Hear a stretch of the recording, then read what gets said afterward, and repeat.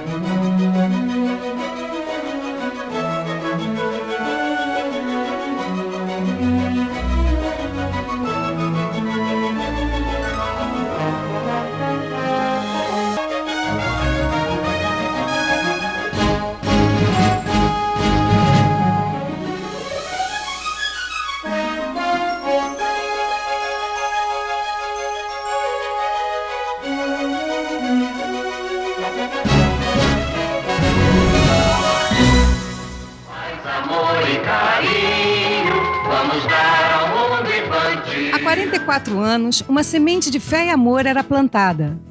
O fruto que colhemos hoje se traduz numa realidade mais digna para quase 100 mil pessoas em todo o país. Isto é, responsabilidade social. Instituto CAPEM de Ação Social, valorizando o ser humano na direção de um mundo melhor.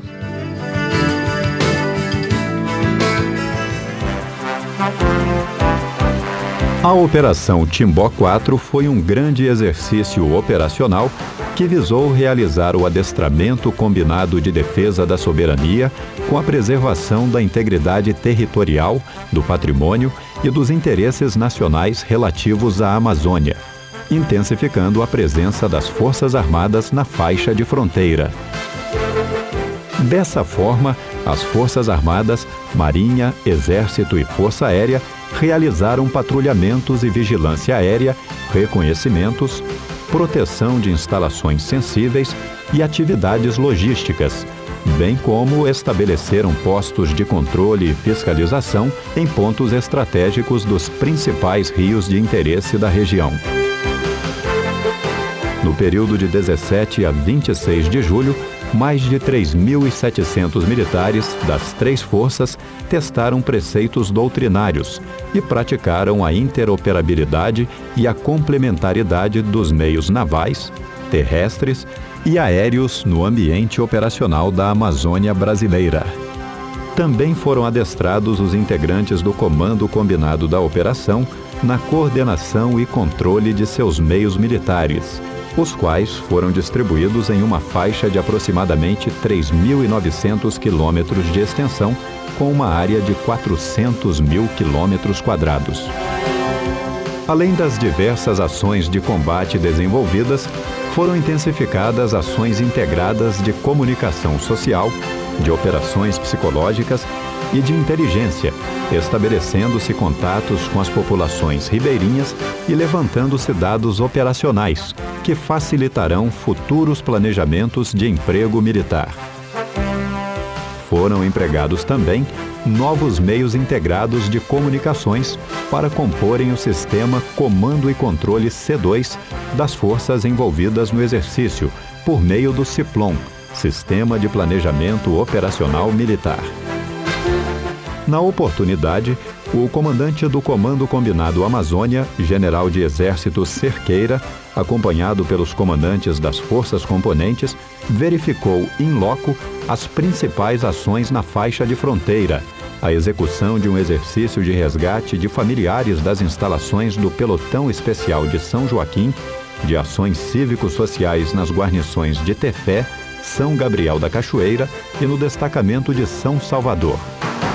Além disso, inspecionou postos de bloqueio e controle de estrada e postos de controle e inspeção nos rios da localidade de Benjamin Constant, constatando o elevado nível de adestramento das tropas e o alto grau de motivação dos integrantes das unidades envolvidas na operação.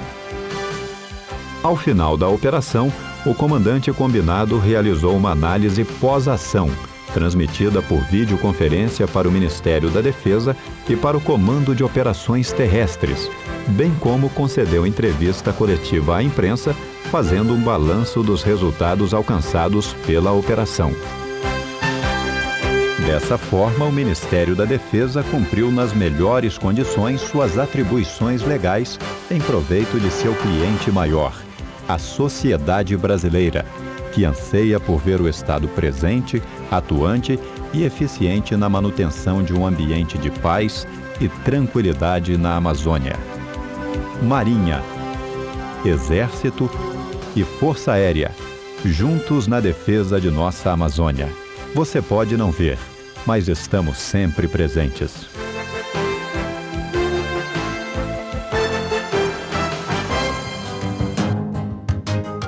Esse é o meu pai.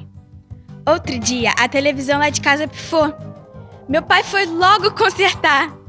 E quem disse que ele sabe consertar? Aí, BUM! Estourou tudo. Se o paizão já é participante da CAPEM e precisar de um dinheiro extra, pode contar conosco. Assistência financeira exclusiva para participantes da CAPEM.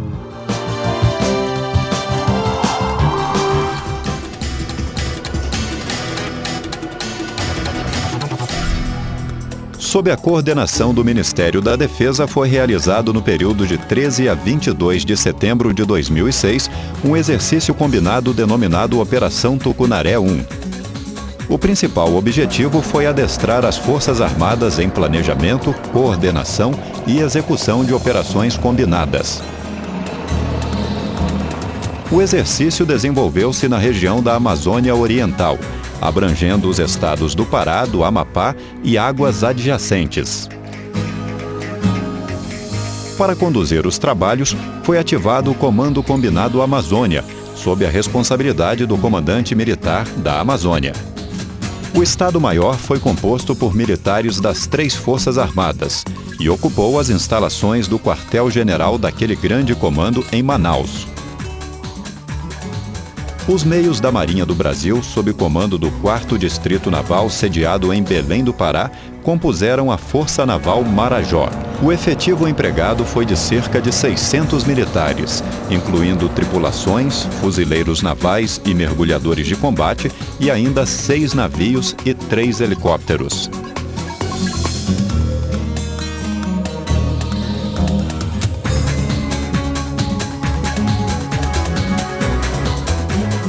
O Exército Brasileiro participou com equipamentos diversos e um efetivo de cerca de 2.000 militares, a maioria pertencente à 8ª Região Militar e 8ª Divisão de Exército com sede em Belém, que formaram a Força Terrestre Pedro Teixeira.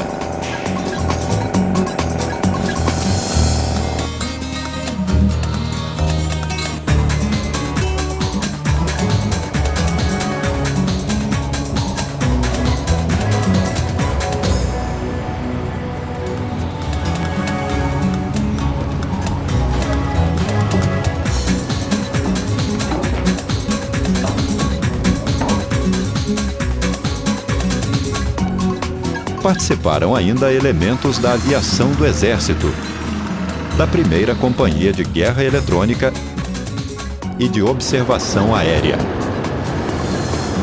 A Brigada de Operações Especiais, com sede em Goiânia, foi responsável pela composição da Força Terrestre Camboatá.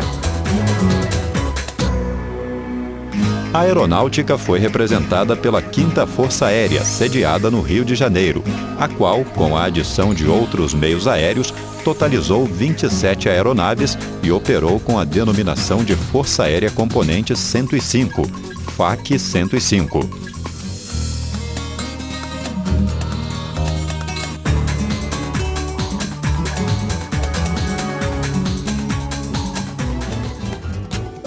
A Força Adversa foi figurada por pessoal e equipamentos da 7ª Brigada de Infantaria Motorizada e da 1ª Força Aérea, ambas sediadas em Natal, no Rio Grande do Norte, e por um pelotão do Grupamento de Fuzileiros Navais de Belém. Foi criada uma situação hipotética, na qual o estado do Amapá, parte do País Verde, foi invadido por forças revolucionárias originárias do País Amarelo. O Comando Combinado Amazônia recebeu a missão de neutralizar o inimigo, restabelecer a integridade territorial do País Verde e recuperar instalações e equipamentos nacionais sob o controle do oponente.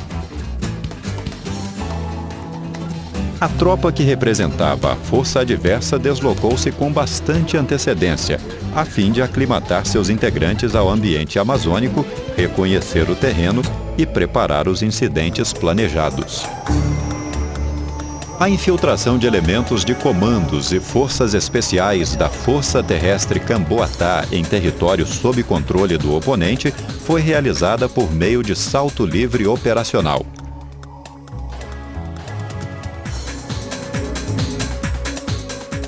Ao mesmo tempo, a FAC-105 atuava para obter e manter a superioridade aérea no teatro de operações, de modo que as tropas de superfície pudessem realizar sua progressão no terreno sem se preocupar com eventuais ataques aéreos da Força Aérea oponente. Nessa fase, um destacamento de ações de comandos realizou um resgate simulado de reféns que estavam nas mãos dos revolucionários da Base Aérea de Belém. Entrando!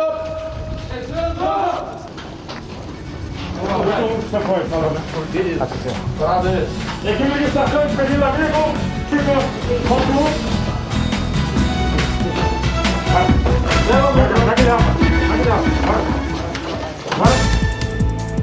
No dia 12 de setembro, após a concentração estratégica em Belém, as unidades da Força Terrestre Pedro Teixeira iniciaram a travessia de pessoal e equipamento para as localidades de Mazagão e Santana, próximas a Macapá, no estado do Amapá.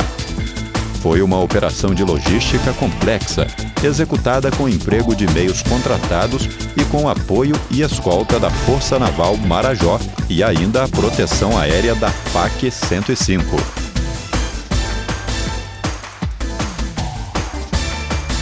Durante a travessia, outros elementos da Força Naval Marajó, que haviam zarpado dias antes, executaram um assalto ribeirinho e a manutenção e o controle de área adjacente a Mazagão e ao Porto de Santana para assegurar o desembarque das tropas terrestres.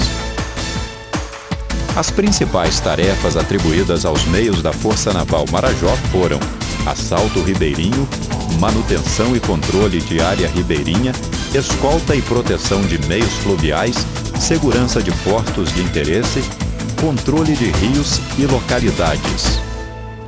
Após o desembarque no Amapá, a Força Terrestre Pedro Teixeira iniciou sua operação, executando as ações táticas de ultrapassagem, assalto aeromóvel e marcha para o combate, além dos apoios ao combate e logístico pertinentes. Durante toda a operação, a FAC-105 realizou missões de reconhecimento aéreo, controle e alarme em voo, cobertura, interceptação, ataque ao solo, transporte aéreo logístico e patrulha marítima. As forças terrestre e naval realizaram ainda ações cívico-sociais e de assistência hospitalar em suas áreas de atuação. Em Mazagão, a equipe do navio de assistência hospitalar Oswaldo Cruz realizou um parto de emergência, mostrando que as Forças Armadas na Amazônia não só adestram suas tropas, como também prestam o apoio de saúde tão necessário naquela parte do país.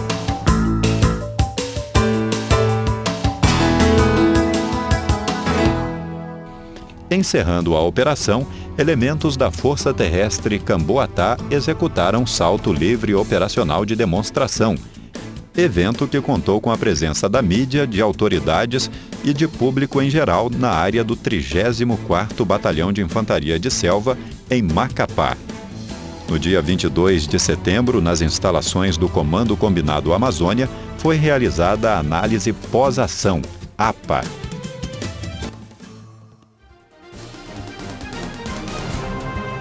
A Operação Tucunaré 1 constituiu-se em oportunidade ímpar para o adestramento conjunto das Forças Armadas. Durante o exercício, ensinamentos foram obtidos e experiências foram trocadas. Essa estreita coordenação entre a Marinha, o Exército e a Força Aérea é fator fundamental para o sucesso das operações militares simuladas ou reais.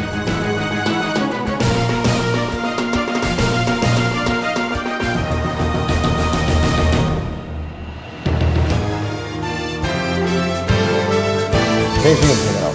O que levou o Ministério da Defesa a desenvolver uma operação dessa envergadura na parte oriental da região norte? Vários fatores, obviamente. Certamente o mais importante deles é a localização estratégica do estado do Amapá na geoestratégia internacional. Esse é o primeiro, é o fator estratégico. O segundo é um natural desconhecimento de grande parte do Exército Brasileiro do estado do Amapá. Para operações militares é essencial a experimentação, é essencial o soldado colocar o seu pé no solo onde ele vai atuar. Essa talvez seja a maior razão desta grande operação ter sido realizada nesse estado. Quais foram as dificuldades encontradas nesta operação? Muitas. Eu devo lhes conversar, muitas. A maior delas, e que a gente deve falar bastante sobre isso, porque é rica em aprendizagem para nós, profissionais militares, é a logística. A logística na Amazônia é diferente. Em particular, pelas grandes distâncias. Note bem, nós estamos trazendo equipamento militar, pessoal militar em grande quantidade de vários pontos da Amazônia, de Tucuruí, Itaituba, Santarém, de vários outros pontos, de Imperatriz do Maranhão, do Nordeste do Brasil, de Goiânia. Dá para se imaginar a logística disso? Utilizamos o transporte ferroviário, aéreo, fluvial, marítimo e terrestre. A logística foi a grande dificuldade e a grande aprendizagem. General, a intenção da operação foi somente militar ou teve também um cunho social? Essencialmente militar. Todavia, teve um cunho social, sim. E os números são expressivos, Sérgio. Por exemplo, nós fizemos quase 1.500 atendimentos médico-odontológicos. Em 3 dias, nós realizamos ação cívica e social no jargão militar ACISO, nas localidades de Porto Grande, Ferreira Gomes e Santana. E alguma coisa também em Cotias. 1.300 atendimentos em 3 dias é um número expressivo. General, sabe-se que essa mobilização chegou bem perto do real. Como é que se daria essa mesma operação se realmente fosse o nosso território fosse invadido? Isso na realidade. Essa mobilização seria esta mesma ou teria algumas alterações? Teria algumas alterações. A sua pergunta exige uma resposta complexa e tempo, mas eu vou procurar sintetizá-la da seguinte forma. A sua pergunta, essa questão colocada, nos remete a uma discussão que não é militar. Ela envolve todos os setores da sociedade. Nós estamos falando em mobilização nacional, indústria, transporte, pessoal a ser convocado, o pessoal da reserva, que hoje é o trabalhador comum, que já prestou serviço ao Exército e está na reserva. Esse é o momento em que ele é reconvocado para, de novo, prestar o serviço militar. Eu digo que isso nos remete a uma discussão grande, porque há necessidade de atualização da legislação a respeito, que permite às Forças Armadas mobilizar esses setores nacionais. Essa lei está em discussão no Congresso nesse momento. Uma resposta, eu vou pedir que seja talvez uma resposta não tão rápida, mas eu tenho que fazê-la, tá? O resultado foi satisfatório para as Forças Armadas? Bom, eu sou exigente, ok? Numa escala de 0 a 10, eu não diria que tiramos o grau 10, não. Houve tropeços, houve desencontros naturais. Já falei que a principal delas é o nosso desconhecimento de uma logística, da melhor logística para a Amazônia, mas ela foi amplamente satisfatória. Não gosto de números, mas eu ficaria num grau 8 na escala de 0 a 10. Ela foi amplamente satisfatória. Certo. E o senhor poderia apontar para a gente o que faltou para que se chegasse ao resultado esperado? Eu poderia, sim. O primeiro grande obstáculo foram os recursos financeiros. E, obviamente, eu estou falando de uma coisa que o país todo entende. Os orçamentos militares reconhecido indiscutivelmente são baixos, e um exercício dessa envergadura exigem recursos financeiros no local e no momento adequados. Independente disso, esse é um exercício. Se fosse numa situação real, eu não estaria dependendo de certas exigências da nossa lei de licitações e contratos. Eu sou um chefe que tenho recursos, créditos disponíveis, mas que estou obrigado a seguir a lei de licitações e contratos num tempo que não é de conflito. Obviamente, um momento de conflito me daria a lei me permitiria estar livre de certas exigências. O senhor poderia falar rapidamente para nós sobre a estrela do Exército Brasileiro, o temido Black Hawk? É uma estrela internacional. Devido ao seu alto custo, o Black Hawk é uma aeronave que nós temos poucas no Exército Brasileiro. Ela é um helicóptero de emprego geral e, na verdade, é um sistema de armas. Ele se destina a fazer o transporte tático de tropas, mas se destina também e principalmente desde que configurado com o armamento necessário, a executar o apoio de fogo às tropas terrestres, a realizar o ataque quando necessário. Qual é o armamento utilizado pelo Black Hawk hoje? O Black Hawk, como sistema de armas, ele está capacitado a ser armado com metralhadoras .50, com foguetes 70 milímetros e com mísseis. É um poderio forte. É um poderio extremamente forte. E isso foi utilizado, inclusive agora, que a nossa equipe de reportagem participou, foi de uma simulação de um resgate de autoridades. Foi satisfatório também? Também. Essa foi uma simulação feita com elementos da Brigada de Operações Especiais e a simulação ela adquire contornos quase que reais. Viu? É uma coisa muito, muito bem feita. As nossas aeronaves participaram num voo noturno e nós consideramos nessa parte amplamente satisfatória. Existem outras operações que venham ser desenvolvidas no Estado a partir desta operação que é a Tucunaré 1? Tem algum programa de outras operações? Sim. A nossa proposta é que já no próximo ano nós façamos uma operação também na Amazônia Oriental, no seu extremo norte, no estado de Amapá, mas falta, vamos dizer assim, o aporte de recursos necessário. Nós dependemos de uma definição do orçamento para aí sim definir com precisão quais serão os nossos exercícios. Para finalizar, Para finalizar, general, que o nosso tempo já está acabando, o senhor poderia fazer um paralelo entre a Operação Timbó, que é desenvolvida na região ocidental, com a Operação Tucunaré 1, que é na parte oriental? Posso sim. Os objetivos são diferentes. A Timbó, ela se destina essencialmente a atuar na faixa de fronteira. Na faixa de fronteira. A Operação Tucunaré não. Se você observou, ela iniciou com o desembarque fluvial no Porto de Santana, em Macapá, e foi até a região do Rio Araguari. Só pela localização dá para entender bem quais são as diferenças. Muito grande, por sinal. Sem dúvida nenhuma. Bem, general, agradecemos a presença do senhor no Gazeta na TV Primeira Edição. Tá? Parabéns pela operação. Muito obrigado. Certo? E transmita isso ao Alto Comando do Exército e às Forças Armadas também. Sem dúvida nenhuma, e transmitirei ao meu soldado, que é fácil de entender, é o homem mais importante do Exército, é a qualidade do seu soldado. Muito grato pela oportunidade. Muito obrigado, senhor.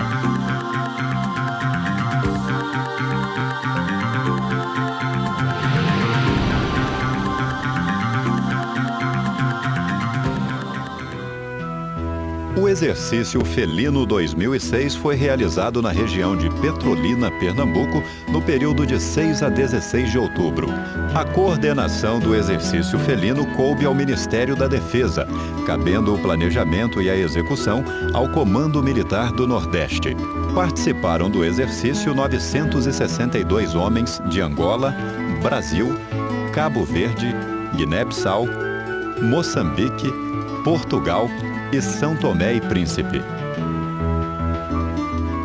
As manobras transcorreram na sua maior parte em área de treinamento do 72 Batalhão de Infantaria Motorizado, sediado em Petrolina, Pernambuco. O Felino é um exercício multinacional combinado, realizado anualmente no âmbito da Comunidade dos Países de Língua Portuguesa, CPLP, que visa ao treinamento de Estado-Maior e ao adestramento de pequenas frações para o desempenho de missões de ajuda humanitária e de manutenção de paz. O transporte das delegações estrangeiras para a área de operações desde a Ilha do Sal, em Cabo Verde, bem como seu retorno, foi realizado pela Força Aérea Brasileira. O cenário criado foi de um país fictício, no qual os conflitos internos levaram a Organização das Nações Unidas, ONU, a empregar forças multinacionais para a manutenção da paz.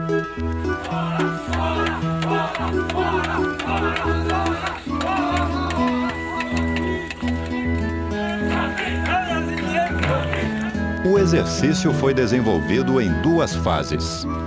Primeira fase, adaptação ao ambiente operacional de Caatinga e oficinas de capacitação.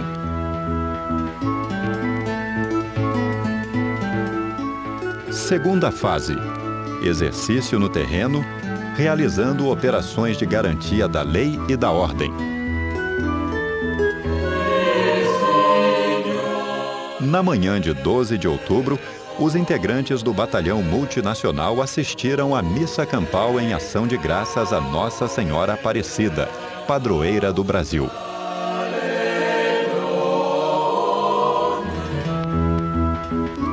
Visando a atender a população carente da área de operações, como parte da ajuda humanitária prestada pela Força de Paz, foram desenvolvidas ações cívico-sociais com distribuição de cestas básicas e atendimento médico e odontológico nos distritos de Jutaí e Vermelhos, município de Lagoa Grande, Pernambuco. O ministro da Defesa, Valdir Pires, acompanhou as atividades finais do exercício. Na oportunidade, visitou a base de operações do Batalhão Multinacional e assistiu à ação final realizada no açude do Saco 2, município de Lagoa Grande, Pernambuco.